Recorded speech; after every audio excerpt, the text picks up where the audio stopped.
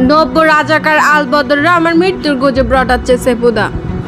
চাঁদপুরের শাহরাস্তি উপজেলার বাসিন্দা ও অস্ট্রিয়া প্রবাসী সাফায়েত উল্লাহ সেপুদার মৃত্যুর গুজব ছড়িয়ে পড়েছে সামাজিক যোগাযোগ মাধ্যম ফেসবুক। এই সংবাদটি নিতান্তই গুজব নিশ্চিত করেছেন তার আত্মীয় স্বজন।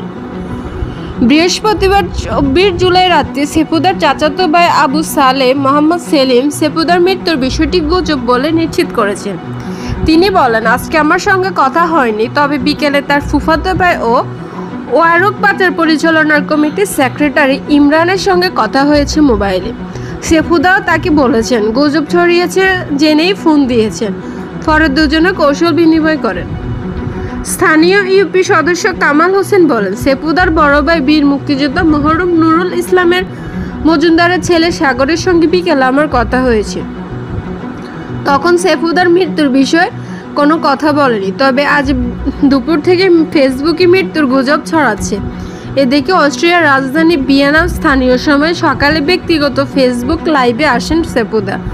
লাইভে এসে তিনি বলেন, আমার মৃত্যুর বিষয়টি সম্পূর্ণ গুজব এবং দেশের এক শ্রেণীর নব্য রাজাকার ও আলবদররা এই ধরনের মিথ্যা প্রচার করছে। জানা গেছে, সেপুদা চাঁদপুরের শাহরাস্তি উপজেলার সূচিপাড়া উত্তর ইউনিয়নের 7 নম্বর ওয়ার্ড ছেচিপাড়া গ্রামের মৃত হাজী আলী আকবরের ছেলে।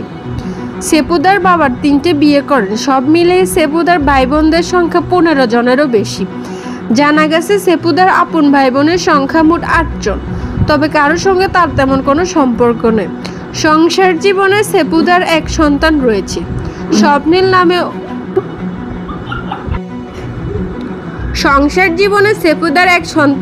স্বপ্নীল নামে ওই সন্তান থাকেন ফিনল্যান্ডে, তার স্ত্রী থাকেন ঢাকায়।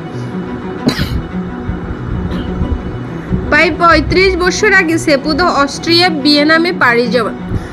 সেপুদার পরিচিত একটি ডায়লগ, যার মাধ্যমে তিনি সামাজিক যোগাযোগ মাধ্যমে রাতারাতি সেলিব্রিটি হয়ে যান, সেটি হলো লাভ ইজ পাওয়ার।